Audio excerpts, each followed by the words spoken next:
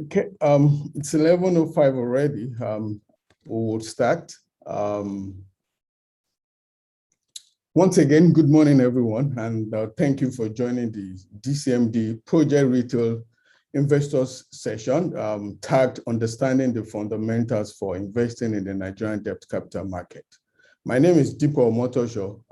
I'm responsible for information services at FMDQ Securities Exchange, and I'll be the anchor of today's event. I'll quickly run through the program of events to ensure that we get the best out of today's session. The program will run for 1 hour, 30 minutes, and we'll start with a welcome address, which will be delivered by Ms. Tumishe Koni, the Managing Director, FMDQ Securities Exchange Limited. Afterwards, there will be 3 presentations titled Overview of Nigerian Debt Capital Market, Investment Options in the Nigerian DCM, which is Debt Capital Market, and Federal Government Securities Savings Bond. And subsequently, we'll move to the other segment, which is a plenary session. We'll move to a plenary session.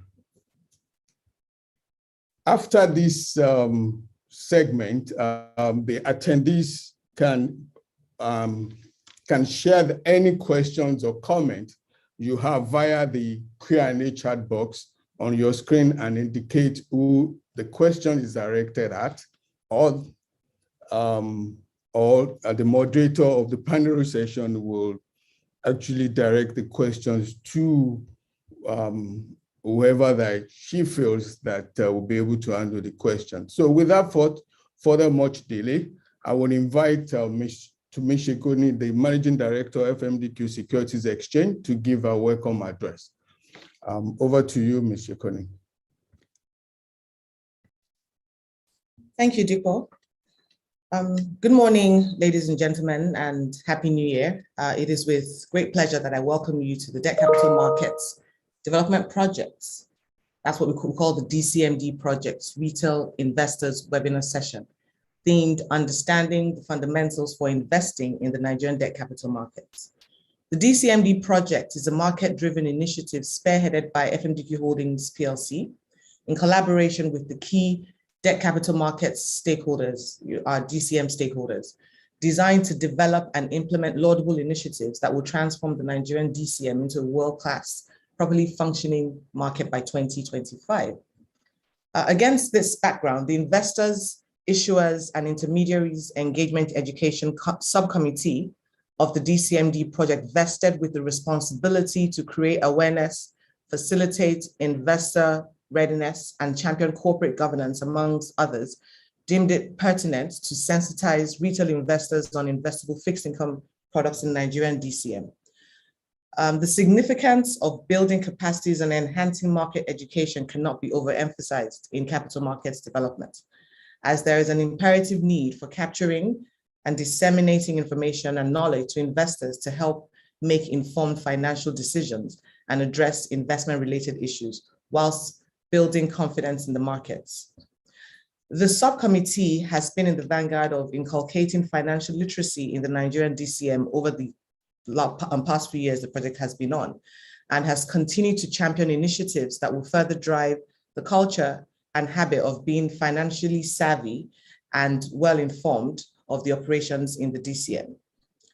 To this end, the subcommittee has organized this session to sensitize market participants, and in particular retail investors, on the overview of the Nigerian DCM, access to the markets, market infrastructure, risks, liquidity, as well as the available products and investment options. This session promises to be very informative, insightful, and interactive, and I enjoin you all to pay utmost attention to the team of subject matter experts and industry practitioners as they take us through the agenda for the day. Once again, thank you all for joining us on this webinar, as I have no doubt that your participation in this session underpins your desire and commitment to contributing to the continued growth and development of our capital markets, and by extension, our economy. Enjoy the session. Thank you. Thank you, Ms. Shekorin, for the welcome address. It's now time for the first presentation titled Overview of the Nigerian Debt Capital Market. And this will be presented by Mr. Atunraman. Mr. Atunraman is the head debt capital market at Stanbic IBTC Capital Limited. With about 15 years working experience in the capital market, Mr. Atunraman has taken roles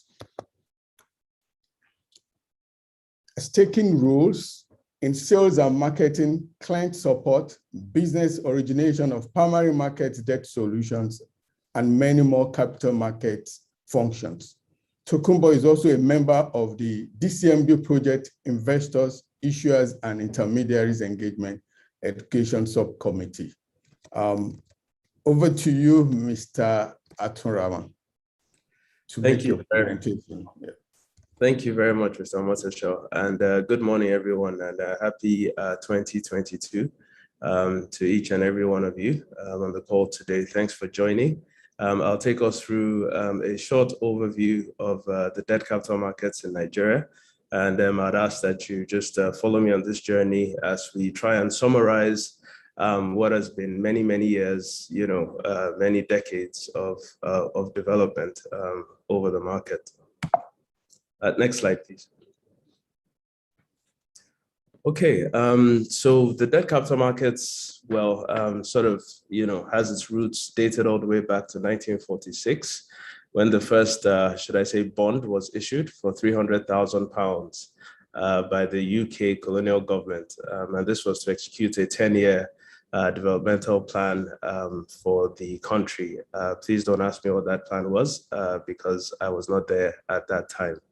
But moving forward, I think in 1958, the Central Bank of Nigeria Act led to the establishment of the CBN. That followed shortly after with the establishment of the what we now know as the Nigerian Exchange, the Lagos Stock Exchange, and the Securities and Exchange Commission, followed, slightly under 2 decades after, with the establishment of that, following the act that, passed that into law.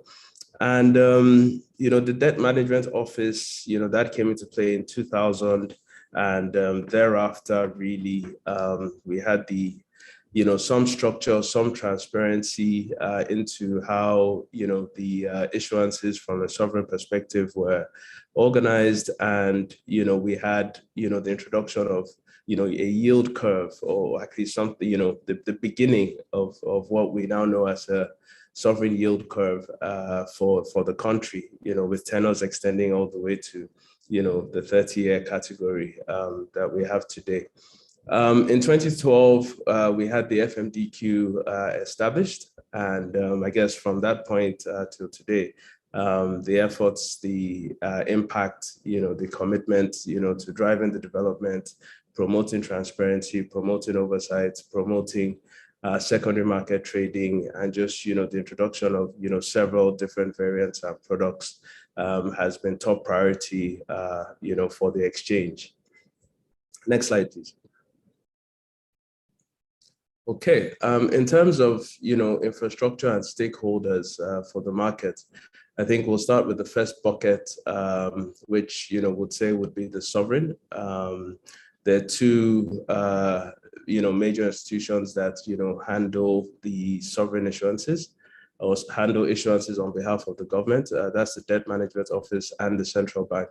Debt Management Office, predominantly the long tenured instruments, anything from 1 year upwards, and the sovereign foreign currency Eurobond issuances when we need to explore foreign currency financing. Central Bank primarily focuses on monetary policy and, the short-tenured Treasury bills and other monetary policy tools they use to control liquidity and direct, the trajectory of inflation and other metrics that they look to influence in the economy.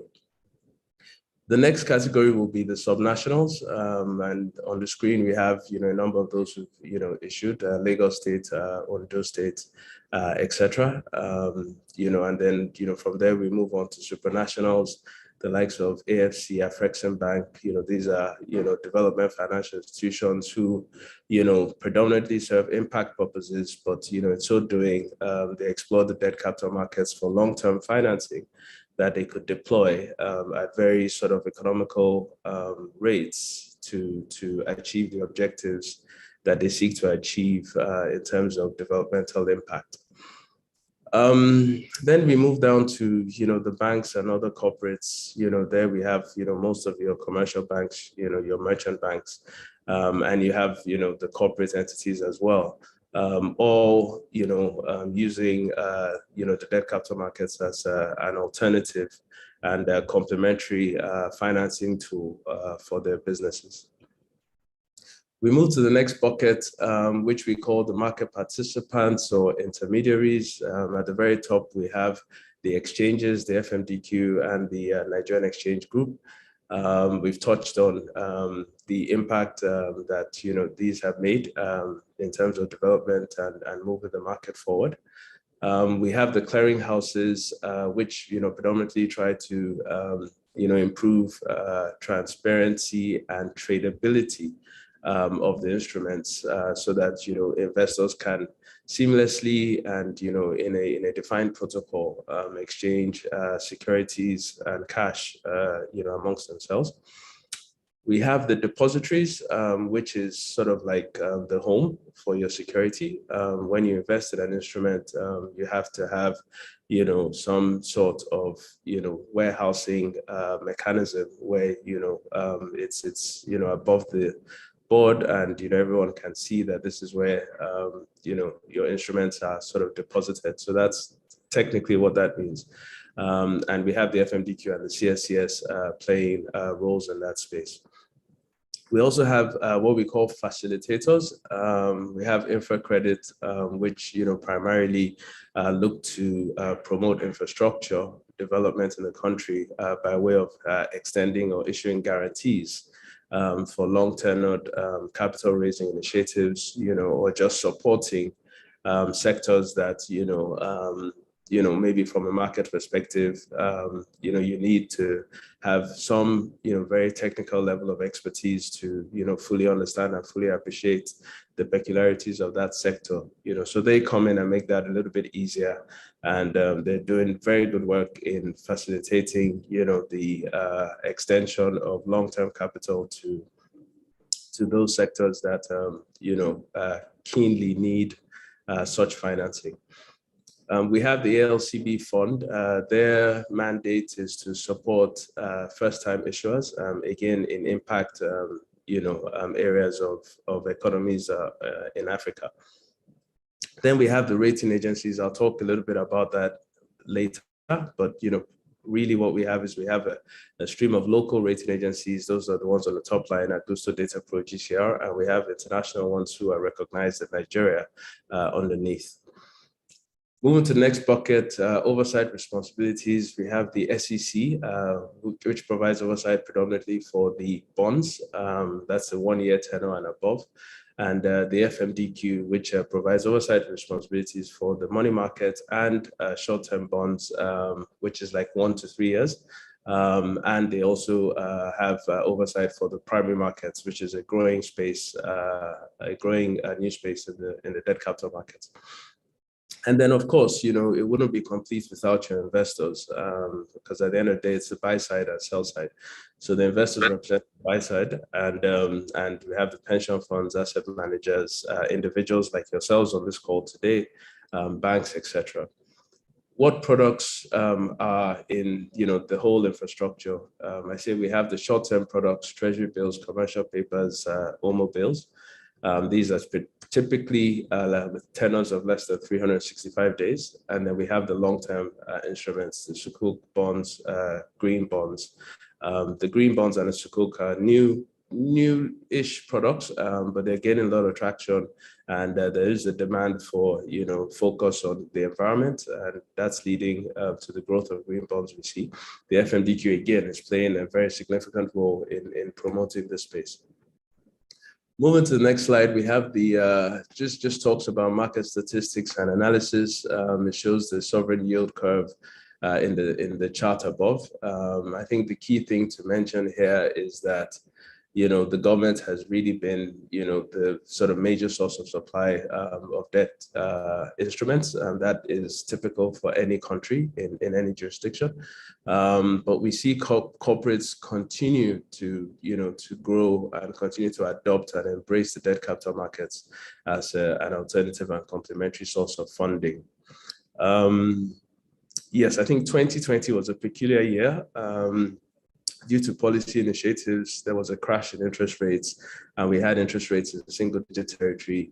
We had some corporates issue, 10-year bonds, 7-year bonds, in single-digit territory. And what happened thereafter was that a lot more corporates saw that they could actually finance their business with long-term capital at these predictable rates and fixed rates. And what we're seeing now is a lot more corporates, look into this space as for their businesses. Next slide, please. Okay, in terms of terminologies that you probably need to be aware of, we have the primary market, which is where the issuances sort of originate. Usually, they're typically offers of up to 10 days, and in that space, there's usually an email blast or some social media awareness that an offer is open, a corporate or an institution is looking to raise financing and solicit participation from eligible investors. The secondary market is after the primary market issuance been done, and this is for holders of the securities looking to trade amongst themselves or with new potential investors in the instrument. Offering types, there's the public offering, there's a private offering. Basically, the public offering is open to the public and is above the line. You could see those offers anywhere and everywhere. As long as you're eligible, you can participate. And for the private offering, this is more private, typically because either the entity doesn't meet the requirements for a public offer, or the nature of the instrument is highly complex and want to limit participation to very informed or very particular class of investors. In terms of other terminologies, we have the issuers, who's the borrowing entity typically. The sponsor sometimes sits behind the issuer, in cases where a special purpose vehicle is used. A guarantor, we've mentioned the likes of InfraCredit. Rating, speak again more about this later, but most of these instruments do need ratings, which is basically an independent party assessment of the business, of the financial performance, the financial forecast, etc., to give some sort of independent view of how strong this entity is and how much comfort you could place in investing in the instrument. Tenor is usually the tenor of the instrument, the duration, and term to maturity. Sometimes if you're looking at a secondary market transaction, the instrument has already been issued and then it has a time to maturity or lifespan left. Benchmark is typically the sovereign. Sometimes it could be an equivalent instrument, having a similar profile or a similar time to maturity, and that sometimes replaces the sovereign as the benchmark, but that's pretty flexible, and it's usually on a transaction by transaction basis. Spread is the risk premium that we give above the benchmark. So in some cases, when we use the sovereign as a benchmark and a corporate wants to issue, dependent on the rating of that issue, of that corporate, a spread, a risk premium spread, and sometimes a liquidity spread is usually added on the sovereign benchmark.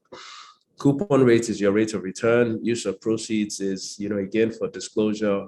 The entity looking to borrow these monies will need to specify what they intend to do with those proceeds once they're raised. Redemption basis, this is a case of bonds. This could actually be a bullet bond, i.e. you get your principal back at the end of the tenor, or on an amortizing basis, in which case, your money is paid back in bits over the life of the instrument. Now we go on to benefits of investing in debt capital markets. It's a savings tool, it's an investment tool. You can make capital gains if you're trading, within the tenor of the instrument. Just to note, you can also make capital losses. Transparency, for the most part, especially in the public issuances, potential tax benefits. There are exemptions that, exempt, individuals from things like withholding tax when they invest in bonds. Diversification tool. Hedge against inflation, yes, that obtains. Probably not obtaining in today's market because of where inflation is and where secondary market levels are, but this is typically the case. Relative liquidity when you compare these instruments to things like other asset classes like real estate. And collateral, they could be used or pledged as collateral if you want to take financing from your commercial banks. Next slide, please.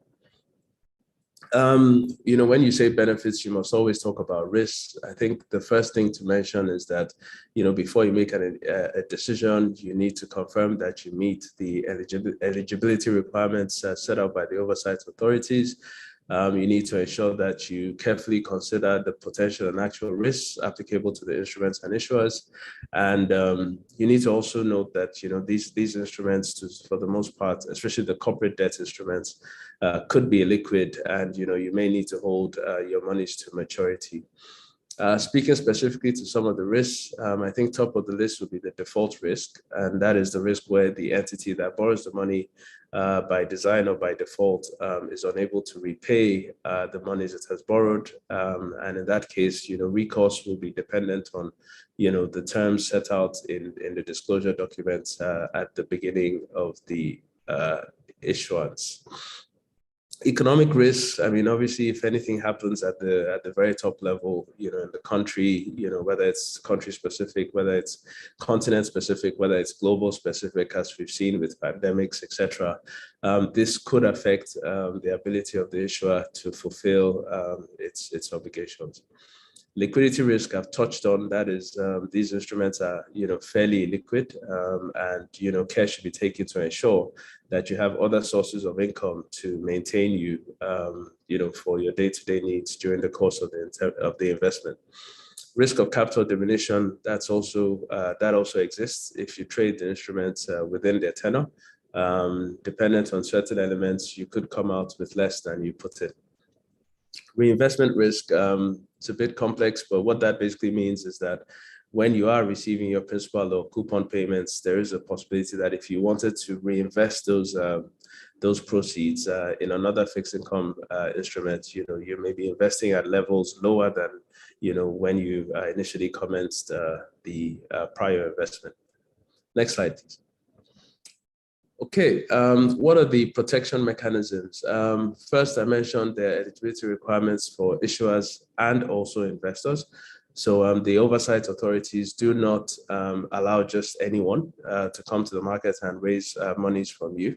They take them through strict scrutiny, strict eligibility requirements, rating requirements, etc. And also on your side, for your protection, we do, also ensure that you meet certain criteria before you could participate in these instruments. For instance, there's a 5 million minimum investment for investors. And there's also a requirement that you've either invested in a fixed income security prior, or you work in a department or a role that gives you exposure to these instruments and you have a fair understanding of these instruments, et cetera, et cetera, et cetera. But the summary is that there are protections to ensure that you do meet these requirements before you can participate. Disclosure and transparency requirements, again, the oversight authorities ensure that there's adequate disclosure. I touched on use of proceeds. Issuers do need to disclose that, what they want to do with the money. They do need to disclose things like their audited financial statements for prior years, their corporate governance structure, et cetera, et cetera. There's an approval process that's linked to the first two.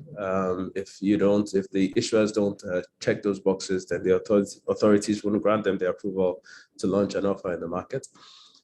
Credit rating assignments. Now this, the rating agencies, they usually assign ratings, starting all the way from the very top-notch AAA category all the way down to, the sort of sub-investment grade categories. Now, in Nigeria, I think there are about 4 AAA rated corporate entities. The sovereign sits at AAA, of course. They're the sovereign, they print money, all the taxes, revenue, metrics, everything flows into the sovereign. Sovereigns for most countries are usually in their local currency, AAA rated. And then we have a number of corporate entities that are equally AAA. I want to mention their names here, but we can always share that with you later. Legal due diligence, yes, the solicitors to the transaction, they go through a thorough exercise to ensure that there are not any claims or litigations on the business that could impact the ability of the business to carry on as a going concern. So that check is also done, and the oversight authorities ensure that it's done, before allowing the issuer to go ahead. Audited financial statements mentioned already, and then after the issuance, after the primary market issuance, the oversight authorities still ensure that the issuers report, on a periodic basis, requirements to ensure that the approvals they gave at the onset and the covenants that the issuers made are being strictly adhered to. So again, another very, very, very important oversight responsibility that the authorities have put in place. Security and guarantees, touched on that. The likes of InfoCredit play a very good role here. Corporates could also guarantee other corporates in certain circumstances to just beef up the ratings and beef up the comfort for the investors. There's also trustees that sit between yourselves and the issuers. We know that you by yourself doing your day-to-day job, you may not have the time and the resources to go against maybe a big corporate in the event that, maybe they haven't paid you, your returns. The trustee sits between the both of you to ensure that, the covenants on both sides are strictly adhered to. Next slide, please.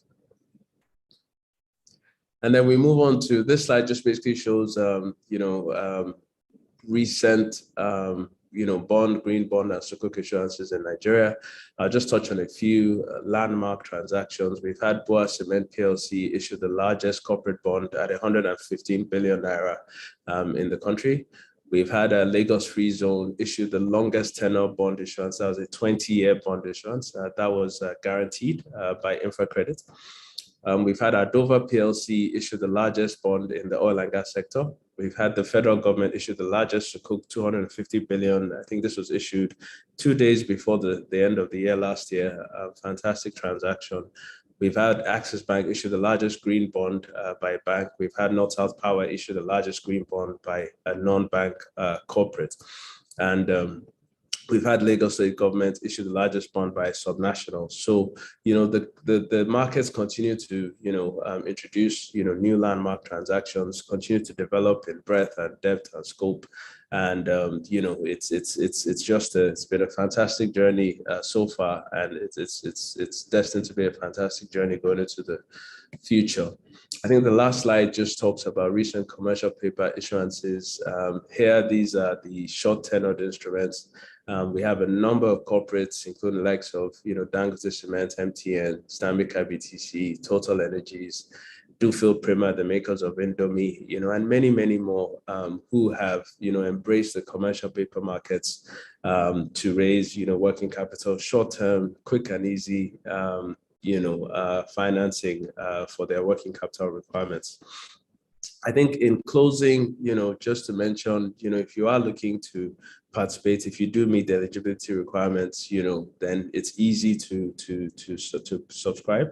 You just need to find, your issuing house or a dealer, register with them on their databases, look out for the offers, and take advantage and participate when you can. Thank you. I think my time is up.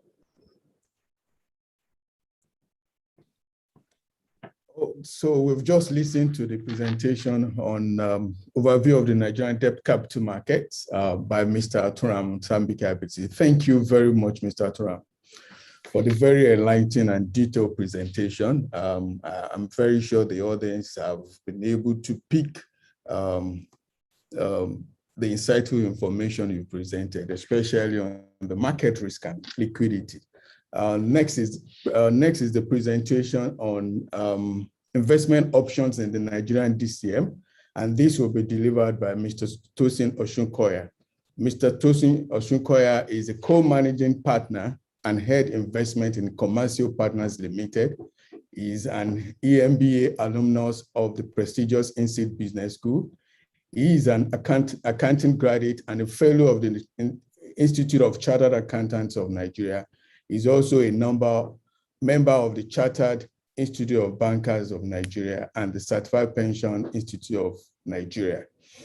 As a former deputy chairman of the Derivatives Work Group at the Nigerian Financial Market Dealers Association, and then chairman of the DCM, the Project Investors, Issuers and Intermediaries Engagement Education Subcommittee. Tosin is at the forefront of initiatives targeted at developing the Nigerian financial markets. I will hand over to Mr. Tosin Osunkoya to make his presentation. Thank you very much, Digo. Appreciate it. Good afternoon. Sorry, I think it's still morning. Good morning, ladies and gentlemen. You're welcome again to understanding the fundamentals of investing in the Nigerian debt capital market. I think Tokunbo has done most of my work. His presentation was largely comprehensive.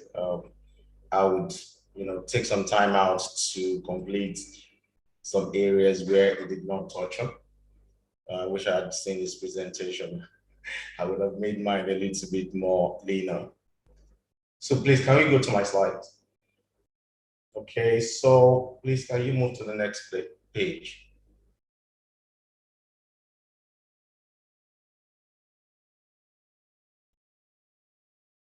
All right, I'm going to skip through this, just one line. I think Tokunbo mentioned most of the key words here: safety, security, and convenience. So I'll be talking a lot more about convenience, okay? Because I understand that in Nigeria today, everybody is looking for ease of execution of investment, and that has become very important. The growing population, the millennials, the Gen Zs, they are looking for how to have access to the market and how to execute their transactions or their investment, mandates as soon as possible. So I will touch on that later in the presentation. Can we go to the next slide? Again, I keep saying that Tokunbo touched on some of these things. I think for me, one thing I would like to highlight here is the need for us to begin to look at investing in government securities or in debt capital market as a way of appreciating the benefit of compounding interest. Warren Buffett said that the eighth wonder of the universe is the ability to invest in compounding interest instruments. So the debt capital market instrument likely provides you with that opportunity to invest in an instrument that would avail you this compounding interest benefits. Can we go into the next slide? Tokunbo mentioned some of the benefits of the treasury bills, the bonds, the features of treasury bills and bonds. For me, I think it's important that we assume zero knowledge. I know some of the audience here would certainly have an understanding of some of these instruments, but again, we want to assume that we have in the audience some people that would still like to know the features of some of these instruments. So treasury bills, like Tokunbo said, they're zero coupon instruments, and you have tenors within 90, 180, and 360 days. You look at bonds as well. Bonds are instruments that are being issued, whether issued by the federal government, issued by states governments. The ones that are issued by state governments are called the subnationals. Obviously, you will see some of the state governments coming to the market. They are called subnationals. They are allowed to issue some of these bonds. May I also mention that for corporates, again, I believe for individuals as well, the interest on those bonds are tax exempt. So what that means is that you're allowed to take out your tax away from the income that you enjoy from those bonds. I think it's been there's an expiration period on some of these bonds that I think terminates in 2021. But for federal government bonds, I think the expiration period has been extended. So you can still enjoy the tax exemption for federal government bonds, only for federal government bonds. I thought it was important for me to mention that. For some of these bonds, you have tenors between 1 to 30 years. What that means is that you invest in an instrument where you continue to earn coupon for that particular period. However, the market has a secondary market where you can go into that market to buy and to sell those instruments.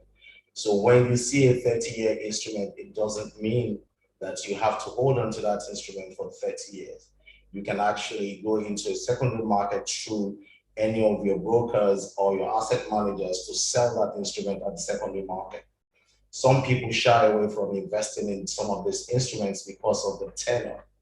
And it is our responsibility to enlighten you that when you invest in a 10-year instrument, it doesn't mean that you have to hold on to that instrument for 10 years. You can actually sell that instrument the following day, okay? Can we go to the next slide? Sukuk green bond, I think Tokumbo touched on that as well. Naturally, some people enjoy or are mandated to invest in Sukuk bond. The beauty about Sukuk bond is a non-interest bearing instrument. What that means is that you don't have any coupon or interest being paid on the instrument. What you share with the proceeds of the instrument will be termed the rental rate. So some markup is made on whatever projects the instrument is being utilized for. Then the profits from the instrument or from the project rather is shared among the holders of the bond. So what you get is not a coupon, or it's not termed a coupon or interest payment, is referred to as a rental income. I think federal government bonds, the federal government had issued Sukuk twice now since the inception of Sukuk. And I think a few subnational state governments too have issued Sukuk in this market. For the green bond, obviously, there's been a lot of noise around decarbonization of the environment and promoting green financing. Okay, so there's some green projects out there that require finance, so they call them green financing. And one way of issuing or raising finance for those green projects is through the green bond. I think federal government has issued a green bond before, and I think another corporate that has issued a green bond is Access Bank. I think Tokumbo also highlighted this in his presentation. Can we go to the next slide? Corporate bonds, commercial papers, as highlighted again in Tokumbo's presentation, they are issued by corporates, the same features, with federal government, other than the fact that because it's being issued by corporates, you expect a premium above the rate on federal government securities.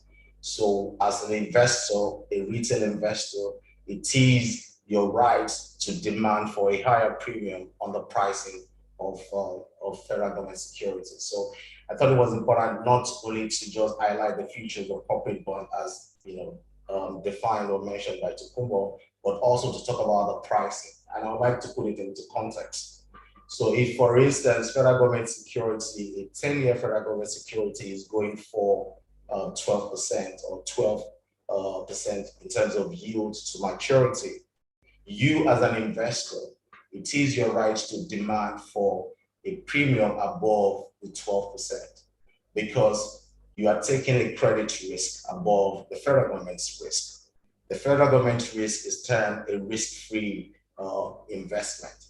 So you now have to ask yourself that what kind of premium are you going to put on top of the federal government curve or the federal government's risk?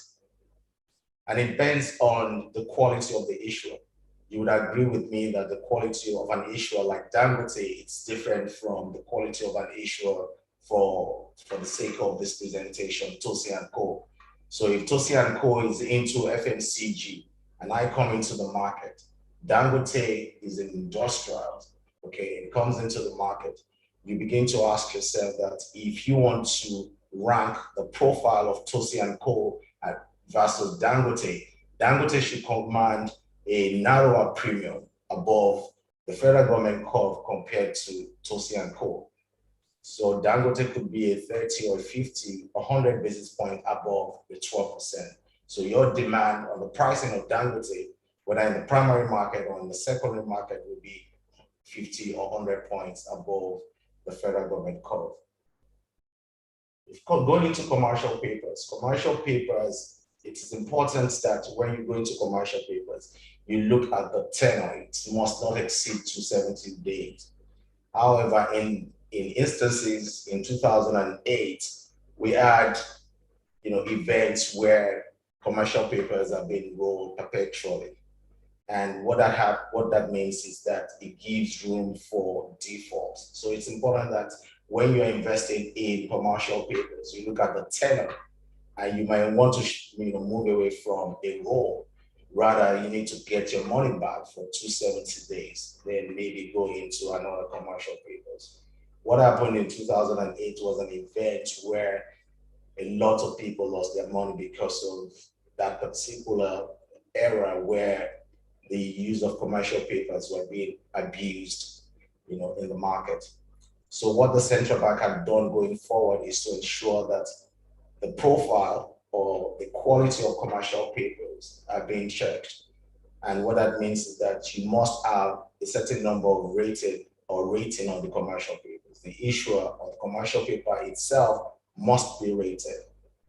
And it has to be listed as well. I think it's been listed on FMDQ platform.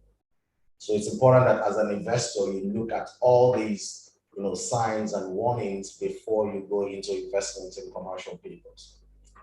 Another method or other investment options in the market,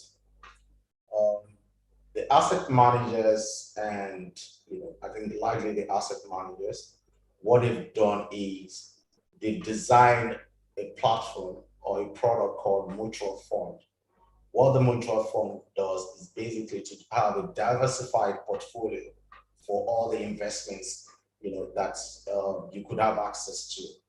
So under the mutual funds, you could have the fixed income fund, and that likely has the commercial papers. It has the treasury bills, the federal government bonds. I think likely the federal government bonds in it, or any of the subnationals. You also have the money market fund. Under the money market fund, you could have less than 1 year instrument. You could have placement with banks. You have commercial papers under the money market fund. So the beauty of the mutual fund is it helps you to manage the risk, the price risk, the liquidity risk in the market, because you don't have the requisite skill sets to follow through the market and take advantage of the highs and lows in the market. The professionals, the asset managers, they have this particular skill set. So what they do is they carve out a basket of instruments, and that gives you diversification of your risk. So mutual fund is another investment option that is available out there through the asset managers. I think Eurobonds as well. You have some of those mutual funds with an underlying instrument of Eurobonds, likely the sovereign Eurobonds, the Nigerian Eurobonds. You also have investment options by creating credit notes that are linked to commodities. If you are one of the investors that you like the return on commodities, you might ask some of your asset managers if they have products in-house where those notes are linked to the price action on those commodities. Commodities are likely driven by the activities in Africa, because Africa is likely driven by commodities. So again, if you're in an environment where you understand the dynamics of the commodities or the commodity prices, you might want to look at the benefit of those credit notes. The real estate investment trust is nascent to this part of the world. I think there was one that was issued many years ago. I think that's about it. Maybe you have one or two that have been listed. We don't have so many of those real estate trust funds or trust in the Nigerian market. But essentially what it means is that you have a pool of commercial, residential properties that have been put together, and the return on those properties or on those projects are being carried on the books of the investment trust fund. So you, as an holder of this investment trust fund, you have access, or you could enjoy the return on the, whether it's rental return or buy and sell return on the investment trust. The debt fund for fintech. I'm sure we are all aware that fintech right now is being the trend, not only in the local market, but globally. So what happens is that some of those startups, they might not want to sell their equities because they know equities is very expensive, but they need cash flow. And because you know that the fundamentals of the tech company, for instance, if Paystar came into Nigeria and it says they want to raise debt, okay, people will be amenable to Paystar because we've seen that, yes, they have good fundamentals. So some of them, they come to the market to raise debt, and it's called a debt fund. So the debt fund is backed by the fundamentals and the cash flow of some of the startups, especially in the fintech space. Can we go into the next slide? So I thought it was important for me to point this out, because what happens, what we've seen in this market is, particularly in the retail space, where you have some dearth of knowledge of the investment landscape or the available instruments out there. Most of the retail investors, they are only concerned largely with the return on their investment, as opposed to the preservation of their capital, or how to ensure that their money comes back to them. So what happens is that you have, every year we have instances of the Ponzi scheme, and I thought it was important for me to showcase this, that it's important for every retail investor to be aware of the dynamics of the Ponzi scheme. They will certainly come to you with lofty dissent, or not even dissent, with ridiculous return. And because they are playing on your mind, believing that that return is what they earn. Actually, what they've done is they're robbing Peter to pay Paul. So it's important that we pay attention to this. You would see red flags like out of the ordinary returns, the guarantee aspect, no information on the downside. There's no way you go into an investment that you will not ask questions about the downside, so you know how to manage your risk. They are unregistered investment, unlicensed providers. So those are signs that I thought that it was important for us to put out there, so you know of what to look out for when you're investing in any instrument or investment options out there, outside of the DCM. Can we go to the next slide? Again, we need to look at the trends, what has happened in this country as a people in the last 20 years or more, and compare it with some other developing or developed countries. What has happened in Nigeria is, and this is a classic case of growth in savings culture and deposit culture of the country. But we have not seen this translate into significant participation by the retail investors in the Nigerian market. And what that means is that you are actually not taking advantage of the decent return in debt capital market, not only decent return, you also are not participating in the development of your country through investments in not only in the federal government bonds, but in Sukuk and in green bonds. I mean, green bonds are likely used for green finance or green products. So I believe that it's important for us that we should channel some of these savings, especially those with long-term duration, into some of these debt capital market instruments, so that we can be part of the overall development of the country. you can see the savings culture in Nigeria. It's on the rise. And it has been like that for the last 20 years.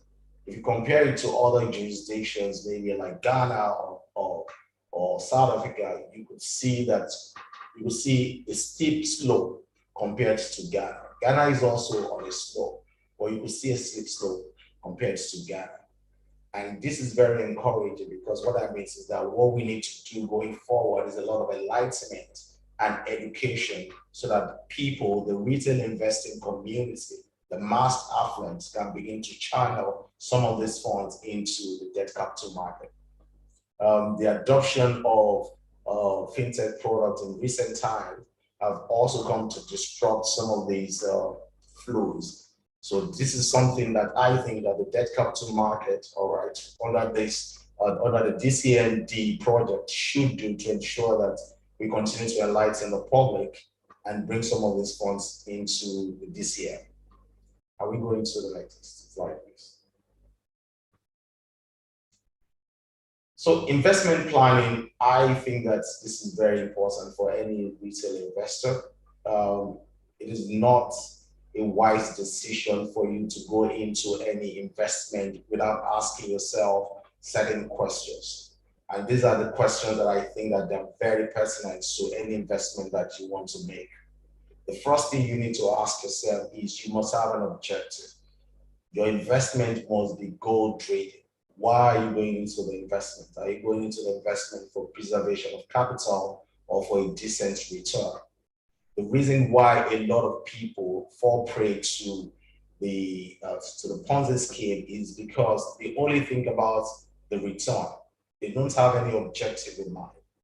If you have an objective in mind, you would ask the following risk.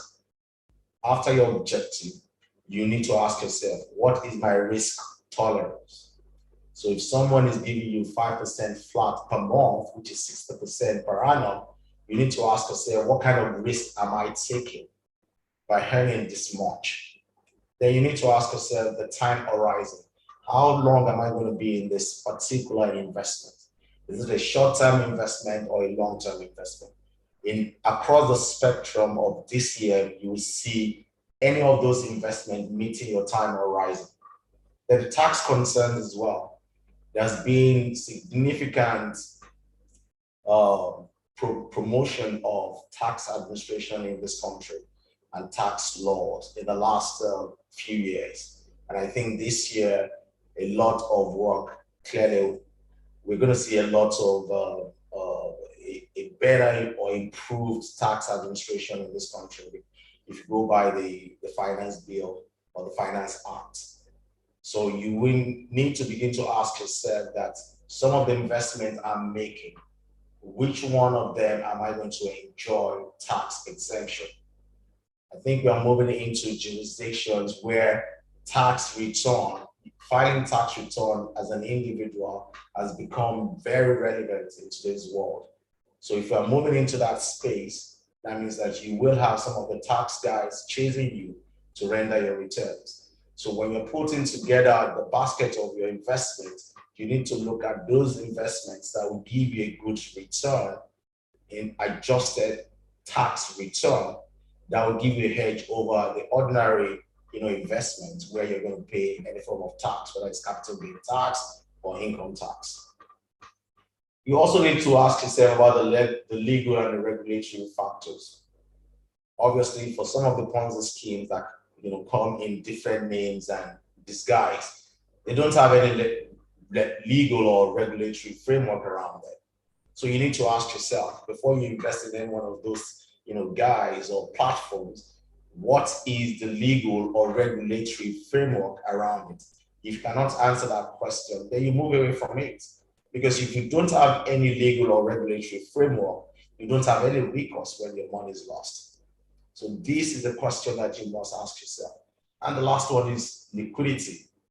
You look at any form of investment, because liquidity is very important. There could be a time when you are in their situation and you need to take your money out. I've said time horizon. Even if your time horizon is 1 year or 2 years, but there's a need for you to take your money out, maybe for an emergency situation.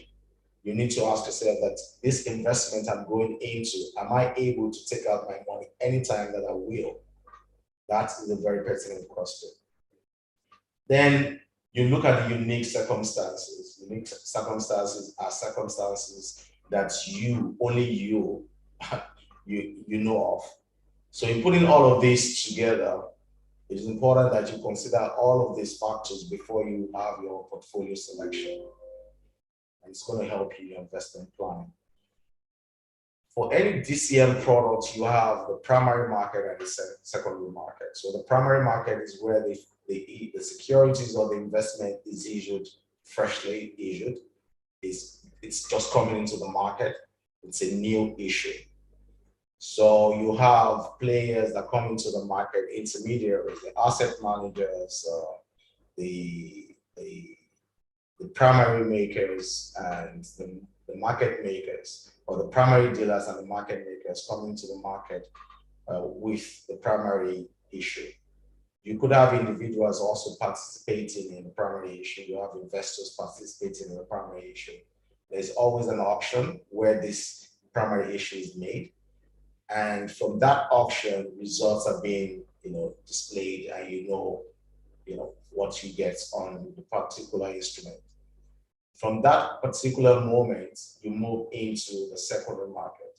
So when the auction closes that particular day, or the book closes, because there will be a book building. If there's a book building and it closes at a particular rate, assuming 10% or 11%, that means for those people that have participated at the auction, they earn a coupon or a rental payment of 10% or 11%. When you now move to the secondary market, which is the next day, at the secondary market, you now start trading in and out of this instrument. At the secondary market, some of these securities, you have market makers that will provide you with a buy side and a sell side.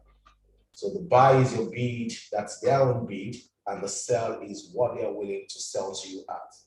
So for you as an investor at the secondary market, if they're showing you a bid and offer, this is a bid, that means that they want to buy from you at that rate. If this is their offer, that means they want to sell to you at that particular rate. So you need to understand that when they show you the bid and offer rates, particularly in a two-way quote market, they show you a bid and offer rate. That means the bid is the rate at which they are willing to buy from you, and the offer is the rate at which they are willing to sell to you. Can we go to the next slide? I thought that it was important for us to look at how can we buy government securities. Everybody in today's market, they all work on their mobile phone. Everything now is being executed on the mobile phone. Your mobile phone is very important to your daily living. So if you want to execute any transaction, there are a number of platforms out there through the asset managers that you can use to buy and sell government securities, especially at the secondary market. So TradeFi is one example where you can download on your mobile phone, whether on the Apple Store or on the Play Store, and you can execute transactions, you can buy and sell. Your instrument, whenever you buy, will be held with a custodian. So you are sure that your instrument is not being commingled with the intermediaries, the asset managers, or with the stockbrokers. Your instrument is or should be with the custodian. Can we go to the next slide? So these are the benefits, like I mentioned before. It's easy to use. You have convenience, liquidity, competitive return, safety, and also more importantly is the ability to learn about government securities, all on this particular platform. So I encourage us as much as possible for us to learn more about the available investment platform out there, and also the investment securities. To the last slide, I think we can read about this. You can fund your wallet and start investing. I think that's about it from me. Thank you. Thank you, Mr. Shunkaya, for the detail and presentation. Just before we move on, I would like to remind the attendees that you can send in your questions or comments via the Q&A box on your screen. The next presentation is on the federal government savings securities savings bond, and this will be delivered by Mr. Mohammed Bara Adamu. Mr. Adamu is an accounting graduate from University of Maiduguri and a master's degree holder in financial economics from University of Leicester, United Kingdom. He's a seasoned financial market expert, a chartered accountant, and a SAP FICO consultant with 20 years working experience. He's currently a team lead, Securities Issuance Unit at the Debt Management Office. Over to you, Mr. Adamu.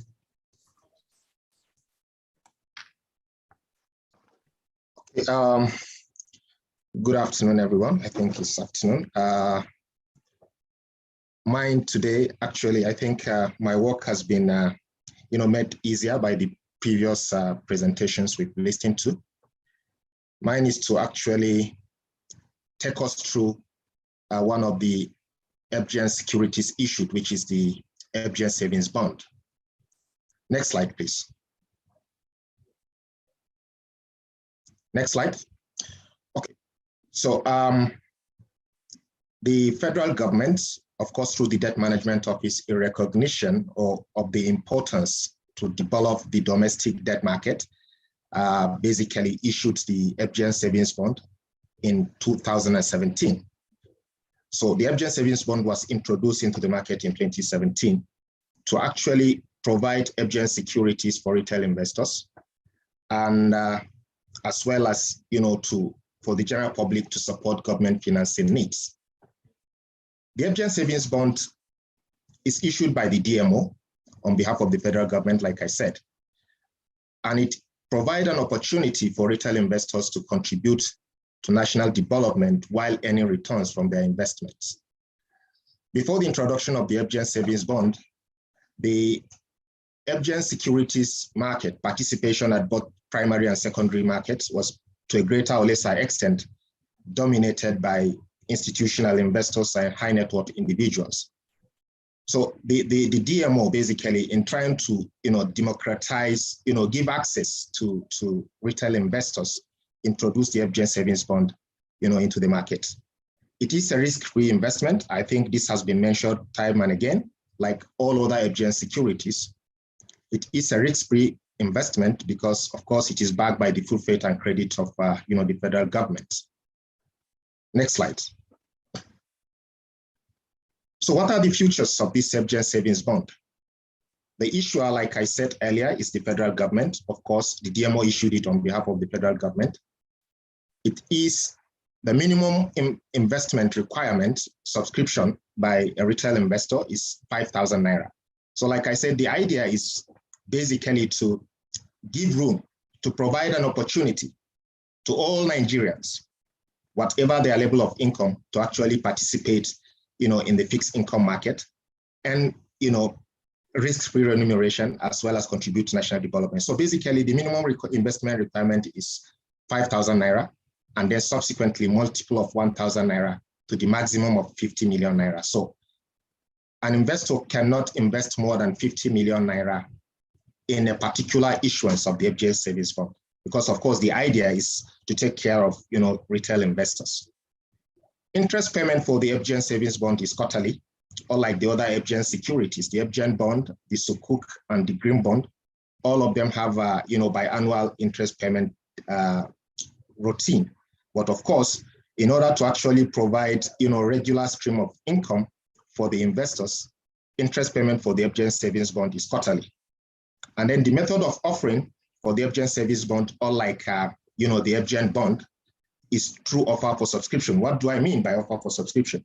So at the time of the offering, the interest rate, or the coupon rate, if you like, will be made clear to the prospective investors that this offering is at a particular rate, so that you will know beforehand. The idea is to make it simple. It's not through auction because, of course, the target is, like I said, retail investors. So we don't want to make it sophisticated. And so that's why the offering is through, offer for subscription. Redemption at maturity, is going to be bullet repayment at maturity. So at the end of the investment, at the tenure of the investment, your repayment of your principal is going to be a full amount at the maturity. I said it's backed by full faith and credit of the federal government, and the tenure of the FGN savings bond is 2 and 3 years. So at every offering, we offer FGN savings bond with a tenure of 2 years and 3 years. Of course, it is listed on the FMD Securities Exchange and Nigerian Exchange Limited. And of course, it is also acceptable as collateral for loans by banks. So the rationale, I talked about some of the rationales. Why did the federal government introduce the FGN savings bond? At the introduction stage, I actually talked about some of this rationale. And one of them is to provide opportunity to all citizens to contribute to national development while earning, risk-free remuneration. So this will promote, financial inclusion. Like I said, we want everybody to actually earn the remuneration that high net worth individuals and institutional investors, are getting from, FGN bond, from Treasury bills, from other, FGN securities. So this one is specifically targeted at retail investors to also earn such remuneration, so that bring them into, the capital formation, loop, by, promoting financial inclusion. So the benefits, the returns, like I said, are risk-free, which are basically the returns that other people are getting from the capital market. And then the idea is to deepen the national savings culture in the country and increase the rate of capital formation. So basically, by the time you pick interest, you just realize that with as low as 5,000 Naira, you can invest in FGN savings bond. So one may decide from time to time, of course, the offering is on monthly basis, to be throwing some small amount of money into, the FGN savings bond, and that, have subconsciously, become a part of you, and then you now develop a savings culture, as a retail investor. And then from the government point of view, it's also diversify the source of funding for the federal government. So these are some of the benefits to the investor. The FGN savings bond is acceptable as collateral for loans by banks. It is a secure investment, like I said. And of course, the investor can sell for cash in the secondary market. So you don't need to actually hold the instrument to maturity. Like I said, the tenure for the FGN savings bond is 1 and 2 years, 2 and 3 years. So you don't need to wait till the maturity of the investment to actually get your money back. Of course, like I said, it is listed on these two exchanges. So basically, you can always sell when the need arise in the secondary market. The interest is paid quarterly, unlike other FGN instruments that are paid biannually. So the stream of income, the rate at which the stream of income is coming is faster, is more regular than the conventional FGN bond that we are all used to. Of course, now the retail investors can participate. You are now participating. You see yourself as a player, in the debt capital market, with a very small amount of money. Not necessary. You don't have to be a high net worth individual to actually participate. Then basically, it is an additional investment opportunity for small savers. And it is also good for savings toward retirement, marriages, payment of school fees, and house projects. So these are basically some of the advantages to the investor when you invest in the FGN savings bond. And we go to the next slide. Okay, timeline. What I try to do here is basically to take us through what really happened from the inception of the security when it was issued in 2017 to date. So the highest offering was basically in March 2017 when we issued it, of course, the euphoria, and there was a huge, subscription to the tune of over 2 billion Naira in March. And the total issuance from March to December in 2017 was about 7.197 billion. In 2018, there was a bit of a decline. Total issuance was about 3.55 billion. In 2019, it moved to about 5.76 billion. The average interest rate in 2019 was about 11.626%. Total issuance in 2020, of course, there was a huge decline because of the pandemic in 2020. Of course, at a point, it has to be suspended. The issuance of the FGN savings bond during the lockdown was suspended, I think from April to August. So basically, the volume of issuance in 2020 was relatively lower than the other years. In 2021, there is an increase. There is to the tune of 8 billion naira during the year because it was a complete year, even though the interest rates was far lower than what was obtainable in 2020. 2021, of course, the issuance for January has been concluded already, but the expectation basically is to issue. We are expecting higher subscription during the year in 2020 and higher participation from investors. And then ultimately, we want to actually do a lot to repackage, the issuance process of the instrument during the year. Next slide. So how do you invest in the FGN savings bond? Of course, like I said, the offering is monthly. So the Debt Management Office advertised the offer for subscription in national dailies and on the DMO website. You understand, to actually inform the investing public when the offer is opening and when it is closing. So at the beginning, usually first week of every month, of course, first full working week of every month, working days of every month, the DMO advertised the offer circular. The offering is for 5 days. And then investors, when the offer opens, investors submit, their forms and pay, to an authorized FGN distribution agent. The distribution agents are basically registered stockbrokers. Of course, the list of the registered stockbrokers is on the DMO website. So basically, within this 5 days period, the investors, prospective investors, can actually go to any of those, registered brokers, fill the relevant forms, and actually, submit their form for the intention to invest in the FGN savings bond. Of course, the distribution agents will forward the subscription form and remit the payment to DMO through the government stockbrokers. Presently, our stockbroker is CLA Stockbrokers. So when the offering is closed, after that 5 working day period I talked about, the stockbrokers will now submit all the amount they've collected through the DMO stockbroker, who will ultimately, pass the proceeds to the Debt Management Office. And after that, allotment for the bonds are credited to the CSCS account of the investors. So basically, it is relatively a simple process. If you actually meet those distribution agents, the investment in FGN savings bond is relatively, pretty straightforward. Next slide. What of trading after the investment? Investors who do not want to hold the instrument to maturity can always sell their investment in the secondary market. Of course, you go through the same process. Of course, you can talk to your stockbroker if you want to actually liquidate your investment. Of course, since the instruments are listed on both FMDQ exchange and the Nigerian Stock Exchange, so that you can liquidate your investment before the maturity.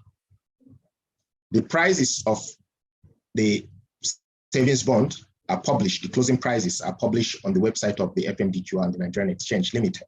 So basically, if you want to buy, assuming you did not partake, you did not actually get it during the offering at the when the DMO is issuing at the primary offer, you can as well buy it by actually looking at the prices of the outstanding stock, the existing stock of the FGN savings bond that are in the market, from the FMDQ website and the Nigerian exchange website. Of course, the government stockbroker, who I said the CLA stockbrokers, are expected to make a two-way cut for the FGN savings bond to facilitate trading of the retail investors in the secondary market. So basically, this is how you go about, trading the FGN savings bond if you don't want to hold the instrument to maturity. So here we itemize some of the challenges. Of course, the FGN savings bond is pretty new. When we started the FGN bond in 2003, of course, there are some, teething problems, which basically we have now passed that, bottlenecks. So the same thing with, the FGN savings bond.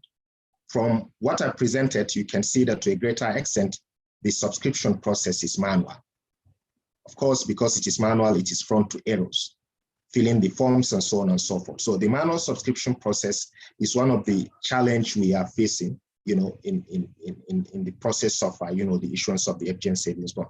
There is room for a lot of errors, which basically we believe that automating the process will make it seamless and error-free. And then slow market penetration. You can see the checkered, the subscription level, from when I actually shows the timeline from 2017 to date. So there is lack of market awareness. The intention initially was to do a lot of advocacy, sensitization in 2020 and, some part of 2021. But of course, when the pandemic, struck and, there was a lot of restriction in movement, that has been postponed. The intention is basically to do a lot of that in 2022. So there was, sorry, go back to the previous slide before this.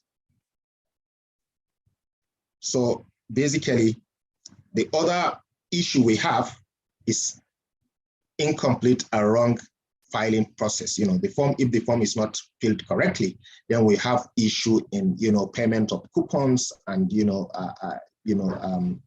the principal at maturity to the investor, because if you actually made a mistake in your account details and so on and so forth, all these boil down to the fact that the subscription process is still manual. The automation process is ongoing. We'll go to next slides.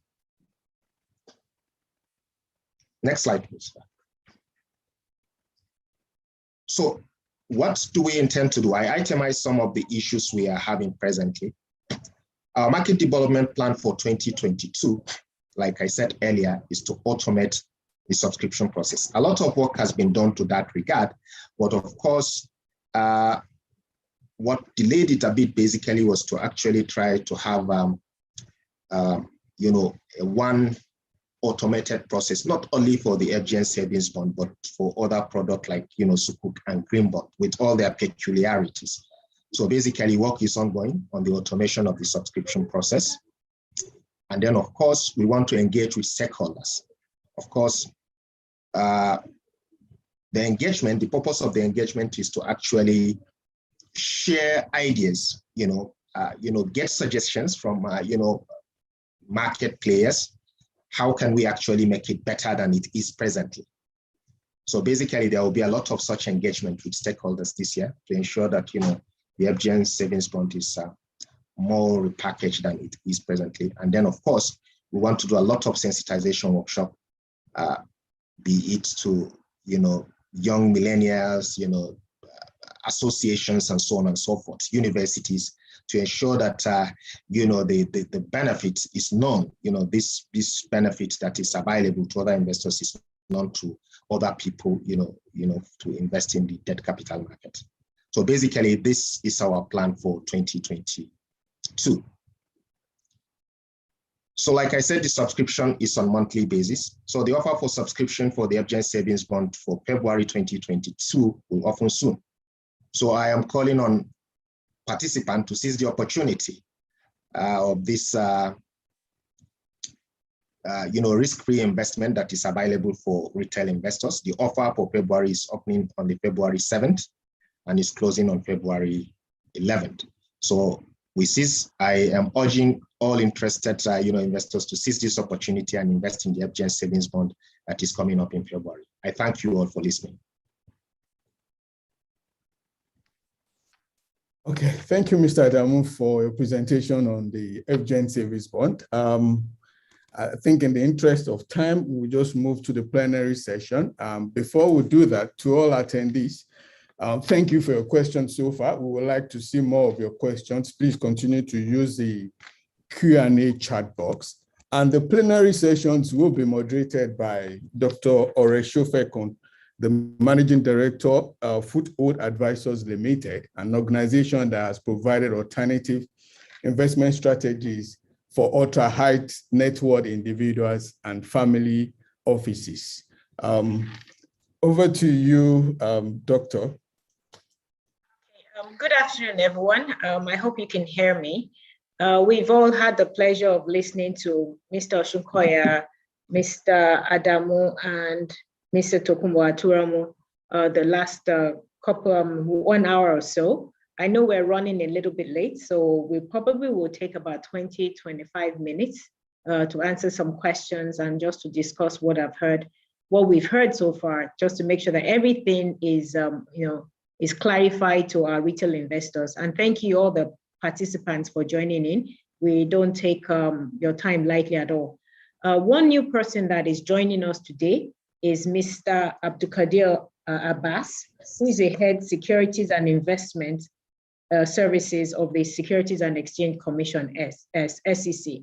Mr. Abbas is a seasoned business administrator and capital market expert who graduated with a bachelor's degree in business administration and obtained an MBA from Ahmadu Bello University.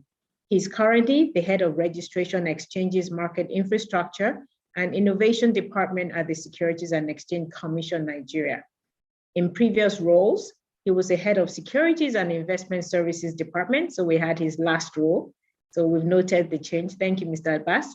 And he served as a divisional head, fixed income and equities in the commission. Mr. Abbas has also overseen the processing and application of several notable transactions in the Nigerian capital markets. So we'd like to start off by giving Mr. Abbas a couple of minutes, 2 or 3 minutes, just to give us his own insights into the debt capital market before we then go into the full Q&A. Thank you. Over to you, Mr. Abbas. Thank you very much, Andrew. Thanks a lot for that kind introduction. Good afternoon, everyone. Good afternoon, my colleagues, the panelists. And let me just quickly thank the organizers, FMDQ, for giving us this opportunity. It is really a great opportunity. It is one of the cardinal initiatives of the SEC to really see how we can deepen the debt capital market segment. I think I have listened to the presentation, quite excellent presentations. For me, I don't want to really bore you much about what we have been doing as SEC, but just to quickly say that part of our developmental role is actually to see how we can encourage retail investors to come into the debt capital market or to invest in the debt capital market. We have a lot of initiatives that we have put in place, which we believe it will really facilitate, in now like giving a kind of comfort to this investing public to come into the debt capital market. If you could remember, the commission have, in the recent past, introduced a lot of changes, even in terms of processing of these applications, trying to even encourage the platforms to, by approving their rules, to allow for this kind of activities to take place. In particular, FNDQ rules have been approved. We have even approved some of their amendments, and to see how we can really enrich or to enhance this sector of the market. In terms of collaboration, it's a continuous collaboration with other stakeholders, other, SEC regulators. I think I heard about the issue around tax issues, which is one of the issues that the Commission has been taking on board with the responsible organization, in particular Federal Revenue, and even the Minister of Finance, to see how we can really get this extension of tax waiver on corporate bond and subnational bonds as well. So in a nutshell, we have a lot of initiatives. This is a very good platform, and I think it is really a good opportunity to really express some of the issues that we have at stake. Thank you very much for the invite of the SEC. And thanks a lot, Dr. Ori, for the opportunity. Okay, thank you, Mr. Abbas. So we'll pose the first question that was in the Q&A from Oziri Nwachukwu to Tosin. So I'll read out the question. It says, bearing in mind all the benefits mentioned in investments via debt capital market DCM, how attractive is it to make an investment in a long-term bond paying 12% coupon per annum in a market where inflation is well above 15%? Will this be a rational investment decision for an investor who intends to preserve capital and earn decent returns? All right, thank you very much, Dr. Orek. I think it's a concern for everybody that when inflation is trading or trailing higher than your return or yield to maturity on any particular instrument, you tend to think that it's a negative return. But it's important again to dissect the two parameters. You look at inflation as a moving target. Okay, so inflation is not a long-term, figure that you want to compare to an instrument that is going to give you a particular return for the duration of that instrument. People always mismatch inflation, which gives you a year-on-year as at a particular time, because the following period when inflation is printed out or is being printed out, what happens is that it could move up or it could move down. So if you've taken a decision based on the previous inflation, not minding what the trend could be after the purchase of the instrument, you could have a situation where you've lost certain opportunities based on the inflation at that particular moment. It's just like when accountants will tell you that, oh, a balance sheet is a snapshot of a particular time. So the same thing with inflation. Is a snapshot of a particular period. One, when you're looking at the return on the bond, it's important that you look at two fundamental things that will come to you. One is the potential capital appreciation, and the second one is the return you earn on that bond for the life of that instrument. It's important that when you're going into the purchase of any instrument, you must consult with a professional that will tell you that this is the trend or this is the outlook for interest rates. If the outlook for interest rate is meant to ease for the next foreseeable future, and you are going into a long-term instrument, the point at which you are going in, if the outlook is that interest rate will come down, then you have a potential upside, which is your capital appreciation. People need to understand that the return on any investment in federal government bonds or in bonds generally, it's not just what accrues to you with the coupon or the yield that you earn on it. You also have the potential of capital appreciation. And again, there's also a downside to it as well. I'll give you a classic example so that we can put it into context. If you bought an instrument, if you bought a 10-year instrument, maybe I think it was last year, 2020, when it was trading around 14–15%, and inflation then was even higher. You would think that, oh, because inflation was higher at that particular time, that means that you have a negative return. But the negative return is as at that particular time. When interest rates started dropping to 11 to 12%, what you enjoy or what you're going to enjoy would be that the capital appreciation from 14% to 11 or 12%, that comes to you. You also enjoy your coupon that's being paid to you. So overall, the total return, and that's what I like to classify, the total return on it is actually more than 12%.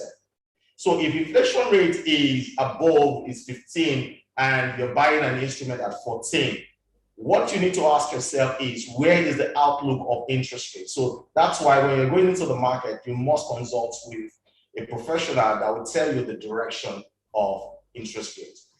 Going forward, we believe that with the DCM project office, there will be a lot more enlightenment. This enlightenment would help people to know when to go into the market to buy those instruments and when to stay away from the market. It's important for me to highlight that risk. There was a time when federal government yields were trading around 7–8%. Everybody, at least the professionals, knew that Nigeria is not a single-digit environment. So whilst I'm explaining and showing to you the benefits of capital appreciation, I need, as a professional, to also explain to you the downside risk. So when you go into a long-term instrument at 7 and 8%, you are going into a danger period or a danger warning saying to you that Nigeria is not an interest rate single environment yet. That particular time, you are not expected to go and buy that instrument. Stay away and move into cash. There will always be a reversal. Why? Because Nigeria still has a huge budget deficit. They still need to come to the market to borrow money. And when they borrow money, they borrow through the local instruments. When more supplies come into the market, what happens is that the yields on those government securities, they tend to go up. So you going in at 7% or 8% or below 10% is a warning risk, particularly for a long-term duration of 10 years or 15 years. But if it's a 2-year bond or a 1-year treasury bills, you can still be within the 10% bucket. Okay, so thank you very much, Tosin, for that clarification. Mr. Adamu, there are 2 questions that were posted in the chat, so I'll try to read them out. The first one is just to ask again that are FGN savings bonds exclusive of, they're not subject to withholding tax? That was the first one. And then there's a second question from Chetachi that says, what is the FDN doing to sensitize people and make people trust in this bond? Automation of this process is key in building investors' confidence. Investors should be able to take out their money and invest from the comfort of their homes. This will help audit trail and increase trust in the process, and will likely increase the participation in the February offer. I know you mentioned that 2022, you intend to do a lot more enlightenment as well as automate the process.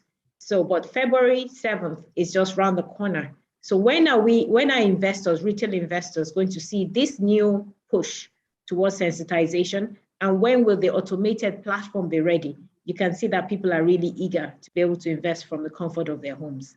Thank you. Mr. Adamu, please. Thank you, Dr. Let me start with the first question on whether it is withholding tax exempt. Of course, yes. Why I did not actually emphasize on that is, of course, it is clear after the Finance Act 2020-21 that of the FGN bond has a perpetual tax exempt, FGN bond. So for FGN savings bond, which basically is a retail segment of the FGN bond, of course, it is also going to enjoy the same tax exempt. So I can say for now, except if there is any clarification based on the Finance Act from the FIRS, FGN savings bond is tax exempt for withholding tax. Of course, the Finance Act actually, that of Treasury bills has expired, but of course for FGN bond and FGN savings bond, we are believing that that tax exemption will actually continue. On the second question, with regards to the automation process, like I said, basically we want to do that automation like yesterday, but a lot of issues, especially during 2020, working from home, lockdown, and so on and so forth, have really delayed the process. And there were a lot of issues in 2021. We were engrossed with a lot of things that we couldn't actually make a lot of progress. But I assure you, before the end of this quarter, or max before the end of half one, the automation process will be completed. Like I said, a lot of work has been done, but we want to make sure that, we cross the T's and dot the I's before we can actually say, okay, now the automation process for subscription is ready. So be rest assured, I am not promising anybody that it will be ready, but for the February option, definitely it's not going to be ready. The February option opened in a week's time. So definitely it's not going to be ready for the February, offer for subscription. But we are working around the clock to ensure we know that if there's anything that will actually, balloon the subscription level, and then take care of all these problems that I itemize of, errors in filling of subscription form and so on and so forth, is the automation process. So we are working around the clock, and I'm assuring you, before the end of this quarter, I want to believe, even if it is pilot, test for the subscription using the, maybe running the two together, both the manual subscription and, the automated subscription platform, we may start by maybe April 2022. On sensitization, of course, I've said it. From this February, you will see a lot of sensitization from the Debt Management Office, specifically on the FGN savings bond. Not only for but why I'm saying this is because the target is basically to expand, the market penetration for the FGN savings bond. Of course, FGN bond has been with us for a very long time. The process seems to be on autopilot to a greater or lesser extent. But for the FGN savings bond, we believe that we have to do a lot of work, and that is what we are planning to do effective this coming February. There will be commencement of sensitization workshop to various, associations, schools, and so on and so forth, to ensure that we take the message of this, beautiful and lucrative investment to retail investors. Thank you. Okay, thank you, Mr. Adams. I'd also like to ask this one question on investor protection, both to Mr. Tokunbo and to Mr. Abbas. So maybe Mr. Tokunbo will take it first, and then we'll hear the SEC's point of view from Mr. Abbas. This is a question that I wrote while I was listening. Mr. Tokunbo, you mentioned that there are some private bonds and some maybe private CPs. How does an investor know which of these private ones are actually safe? Because sometimes you mentioned that usually you have eligibility requirements that for the sake of eligibility, you must have either invested in a bond or a note or CP before. So obviously if you're a first-time investor, how do you then get in? Or you must work in financial services or show that you have knowledge. I've seen some instances where, the issuer table where you have the issuer, you have the guarantor, you have et cetera, you see all of that. And then they say the minimum entry point is 1 million naira and it's not listed on any exchange. Are those red flags? What should investors be looking at? And my question to Mr. Abbas is that what is the SEC doing? How is the SEC able to canvass the market and see such issuances? Because we've seen the Ponzi schemes. Now people have run away from maybe a major Ponzi scheme and they're now structuring instruments that look legit, but retail investors can now fall afoul of that as well. So what should retail investors be looking at? And that is similar to the question that Francis also posted, which are what are the risk components that I should consider when considering any of the investments you've mentioned, knowing that our economy is not exactly doing all that well. So you've seen some instruments 5, 6, 7% above your risk-free rate, FGN benchmark. But if you find something that's 20% above, what do you do and it looks really legit? How do you verify that this is actually either SEC sanctioned or who sanctions private CPs or private funds? Maybe you can tell us a little bit more about that. Thank you.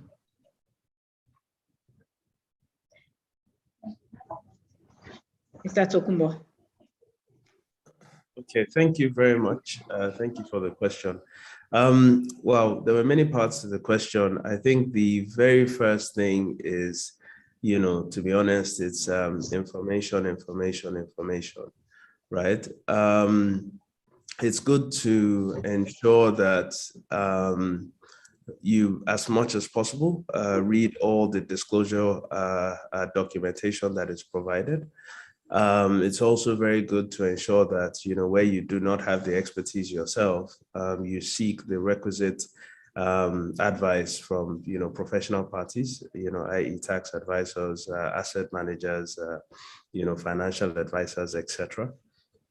Thirdly, look for the, the stamps, so for instance, you could look for the regulatory stamp of approval from the SEC.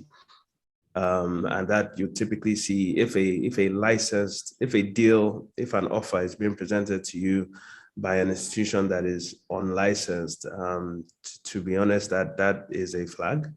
Because if it's a licensed institution, then, by virtue of their license, they would have conformed, and sought, the requisite approvals to bring that offer to market.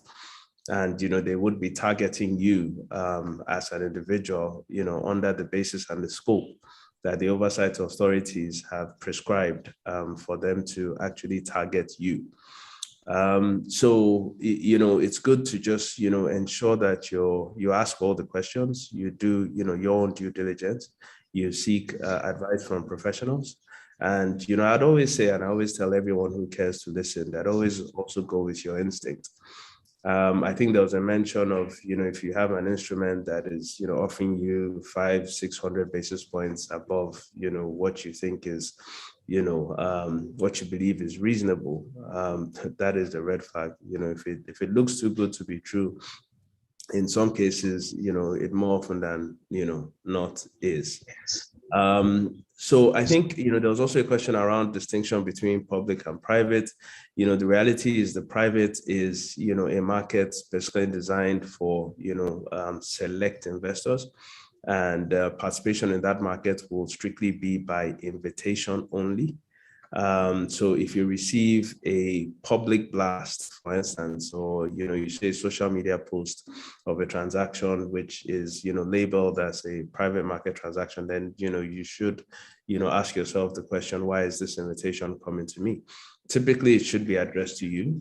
And I know the FMDQ private markets is very strict on ensuring that all of us participants ensure that when we are targeting people in that market, we specifically target that invitation to the individual or the institution that, is so concerned. So it is pretty broad, to be honest. We do understand that there are, unlicensed or unregulated instruments and issuers in the market. Again, choice is everything in life. And, whilst there's high risk, there's high return, there's also a skill that you need to take, I guess, accountability for in terms of, deciding what you want to do and where you want to invest your hard-earned money. So a bit about this really has to do with you, and we'll have to, leave that, to you. But, we do have all these protections in the market. We do have the oversight, authorities, here on the call as well. And we do have ourselves, the participants trying to ensure that you're protected as much as, we possibly can. Thank you. Okay, thank you, Mr. Tokunbo. Mr. Abbas. Okay, thank you, Dr. Ore. I think Tokunbo has touched on some of the issues around what need to be done in terms of try to distinguish between this instrument, public offers or public, the one that are going to the public market and the one that are being done through a private market, so to say. But let me just say, let me start with this in this context. The essence of regulation is actually to protect the investors. The SEC, I know, adopt disclosure-based regime in terms of regulating all issuances or in terms of regulation.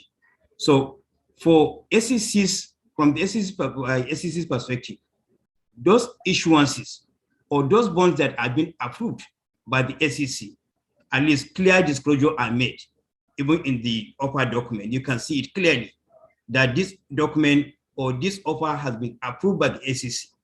And the fact that it has been approved by the SEC, it doesn't exonerate the parties. If you make any misstatement, SEC will still take you off. And we really monitor that if you have any misstatement or misleading information that has been provided. Now, we have noticed a trend where even with all these, disclosures, trying to now make this kind of enlightenment to the investing public, there are a lot of, scheme or Ponzi schemes that give this kind of watery, returns. And what we are doing and what we have been doing is to really continue to enlighten the investing public. People should be able to be aware that these kind of instruments are not actually regulated, either by the SEC or by any of the platform that the SEC actually license. So that kind of engagement or that kind of awareness is something that we believe we need to continue in collaboration with other stakeholders to really enlighten the investing public. There is really a distinction and there is a risk, greater risk. And apart from even the risk, it will even cause a kind of systemic risk to the entire market. And that is really where the issue lies, that investing public need to be aware. These Ponzi schemes that are structured just like a registered instrument, people should be aware that they don't need to really be going through that route. That is one aspect. Then the second aspect is about, trying to even distinguish between this instrument going to the public and those that are supposed to be done privately. So you can do a private placement. You have identified your own investors and you offer it privately. Clear disclosure need to be made in those kind of issuances too. And that is why we're talking about enhancing disclosure. The risks that associated with those kind of, investment, and clear disclosure about it's not meant for any investing public. It is only meant for those people that have been, addressed. And if by chance you come across those kind of document, you are not supposed to review and then invest based on those, disclosure. So just to try to distinguish between the two kind of issuances. In terms of private market, is a market that the SEC really noticed is going on. There are clear, strict guidelines, but it's something that we believe there is still room to make some improvement to enhance those kind of issuances in that particular segment of the market. Because it would be nice to really have all the critical, segment of the market being monitored and properly regulated so that it will not cause any systemic, effect. And then we'll be able to now have more investors coming on board. I think the last point that I would touch on is try to even adopt fintech in this kind of, issuances. It will really help. And this is one of the areas that we're looking at. What are we doing in that to even support or to protect investors? You will notice sometimes you would have an issuances before you can get your securities settled on your own account, CSS account, it will take a while. And we believe that one of the ways to really address this issue is to really go into automation. So adopt, some new processes, blockchain and other, fintech, other fintech instruments to be able to, encourage settlement within a record time when investors have actually invested in this instrument. I think that will really help in deepening further the debt capital market. These are some of the issues that we are looking at from the SEC's perspective. Thank you. Okay. Thank you, Mr. Abbas. Just apologies, sorry to interrupt, just to clarify that, in the private markets, individuals, are not, necessarily even targeted. They're not participants of that market, only qualified institutional investors. So just to clarify a statement I made earlier, thank you. Okay.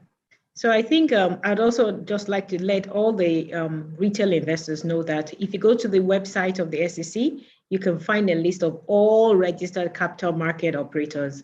So if you're looking for a bond or somebody's issuing you a CP or something, just type issuing house. You'll see whether or not whoever is offering it is registered, because you need to make sure that you protect yourself from that standpoint by making sure that it's only a registered CMO, capital market operator, that you're dealing with. That should be your first thing. Mr. Damu, you mentioned that when investors invest in FGN savings bonds, it's supposed to be liquid. But Tokumbo also mentioned that a lot of even corporate bonds are not as liquid. And Tosin, you said that on TradeFi, you've almost assured liquidity on your own platform. So what exactly should investors do if they buy a 2-year bond or a 3-year bond and they had an emergency? Rather than, go to a bank and use it as collateral, or maybe the amount is not so large that the bank does not want to take it as collateral to give them a loan, but they would like to, take some of that, sell some of those bonds and sell it easily. So how easy is it? Because most Nigerians don't want to invest in anything longer than 1 year because they don't want to get stuck in case they need the funds. So to any of the three of you, please, how do we ensure liquidity for retail investors? Because that is one thing that will encourage more people to invest in either FGM bonds or, or the federal savings bonds. Thank you. So who wants to answer that? All right, let me build the cut. Let me build the cut to go. I think I'm happy to hear from Mr. Adamu that automation of processes, they've started working on it, and I'm hoping that that should come out in this quarter, because it's important that not only do we automate the primary market, but we can take a feed from that automation of the primary market into the secondary market. It's unfortunate that even the big banks, the asset managers, we all have that responsibility to create liquidity and access to the market as swift as possible. The generation we have now, not even the generation behind us, even the boomers are also, they want to get their things done, on the click of a button. I mean, life is moving to that, or life is dependent on things being done on your mobile phone.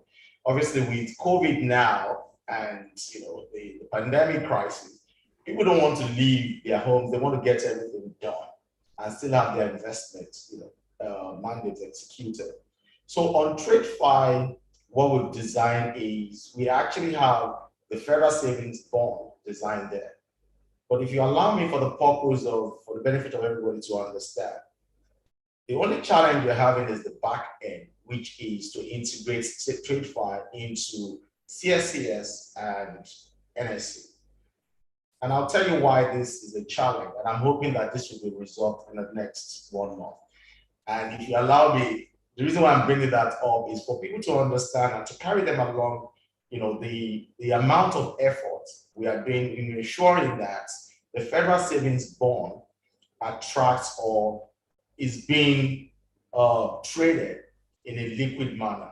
Because you are very right about, if you buy an instrument for 2 years, and just before the expiration of the 2-year period, you want to exit or you want to use that instrument.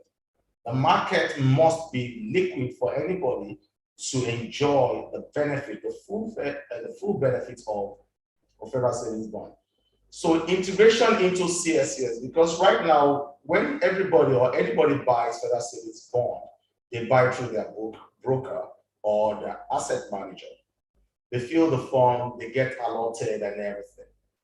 When they want to sell, they have to go through the broker again. Whereas that is a very cumbersome process. There should be a process where once I buy, I should have that particular holding on my phone, on a platform that mirrors my holding. When I have it on my phone through that app, I should be able to execute the following day if I need to sell. So TradeFi has created that platform and the architecture. It's just to get someone in the background that will integrate into CSCS, that will link your holding at CSCS, because even when you go through a broker, the broker still has to give it with the CSCS, because there must be a custodian at the back.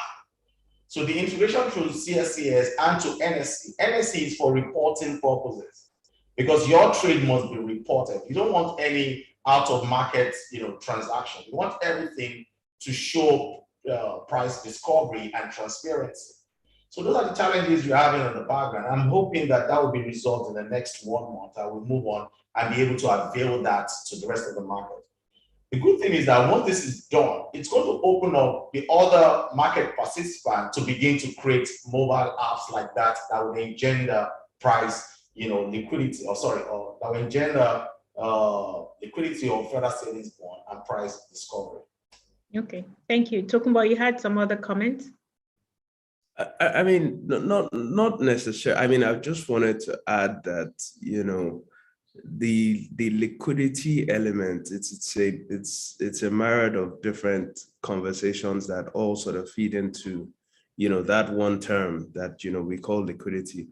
So everything from the eligibility requirements from the issuer and the investor, if the issuer is not an issuer that, a wide range of, should I say, individuals and institutions have confidence in, then no one's going to want to buy that stock after it's been issued, or that instrument after it's been issued. And the same applies for equities, right?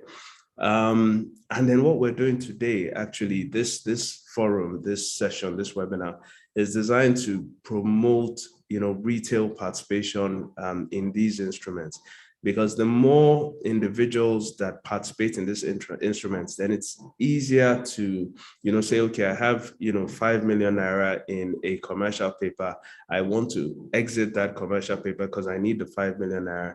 And because there's a wider pool of retail investors in that instrument, then somebody else is likely to say, oh, okay, I can pick up that 5 million for you, give you the cash and hold on to the security till maturity. So everything that we're doing, on this call, the FMDQ group in totality, from depository to the exchange to the clearinghouse, everyone is making a concerted effort to improve, the liquidity of these instruments across all investor segments, not just institutionals. So thank you. That's all I wanted to add. Okay. So if there are no other comments, I think we've actually extended a little bit past our time.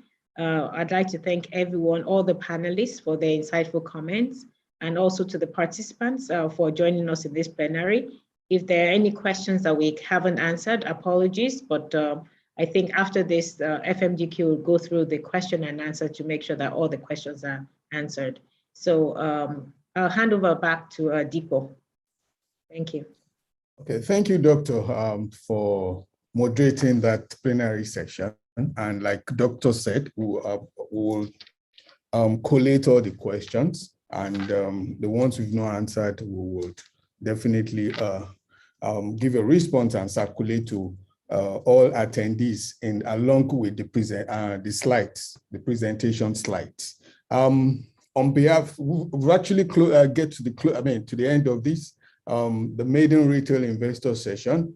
So I would like to thank all attendees on behalf of the investors, issuers, and intermediaries engagement education subcommittee of the DCMD project for taking time to attend this webinar and also contributing to make this webinar a great success. Also, I will also wish to appreciate all our facilitators, the panelists, and our moderator for the time and effort putting into detailed presentations and the thoughts and experience shared in this webinar, and also use the opportunity to thank everyone that has helped either directly or indirectly to make these sessions a success.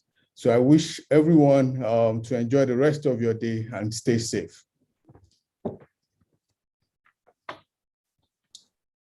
Thank you. Thank you, everyone. Thank you, everyone. Thank you. Have a great Thank you, everyone. Okay, Thank bye-bye. you.